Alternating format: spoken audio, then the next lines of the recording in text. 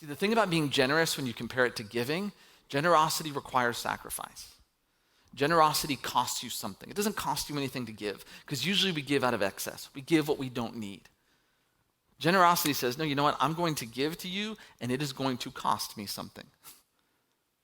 And again, generosity goes back to Jesus. What is the center of Jesus' life? It is his death and his resurrection. It is his giving up. This is at the heart of Jesus. This is why Jesus tells his followers, I want you to live generously, because Jesus gives everything he had. Jesus, if you read about his life, he didn't have wealth. He tells one person at one point, he's like, hey, if you follow me, I don't have a home. I got no place to lay my head. When Jesus gave his life, he literally gave everything that he had. Jesus, his whole life is about generosity, and that's why he tells his followers, listen, if you want to live the way that I live, if you want to be a part of this movement, then you have to live generously. It has to cost you something.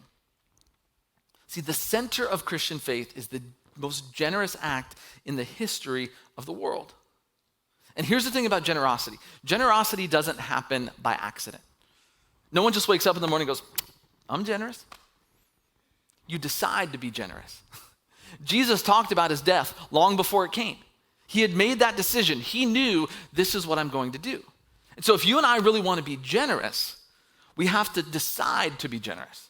We have to plan ahead of time to be generous. You can give like just on a whim. You can, you get those little things like, oh, my kid is running in the jogathon. Sure, I'll give you $10. My kid is selling chocolate bars. Sure, I'll do this. You can give on a whim, but if you really want to be generous, you have to decide ahead of time. You have to sit down and go, okay, what are we going to do in order to live as generous people? Now, people always ask, like, what's the amount? What's the amount that's generous? In the Old Testament, the people of Israel were commanded to give 10%. It's called a tithe. Now, what's interesting about that is there was like a basic tithe, but then they would add on these other tithes. So most of the time, tithing in Israel was closer to 20 or 30%. But the command was 10%. Now, that command, for the record, is not repeated in the New Testament.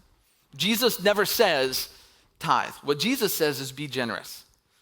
Now there's good and bad to what Jesus says, because generosity doesn't have a specific amount. So we could say, well, like whatever.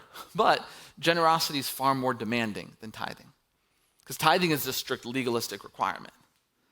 Again, generosity goes back to sacrifices. Generosity is not measured by amount, it's measured by percentages.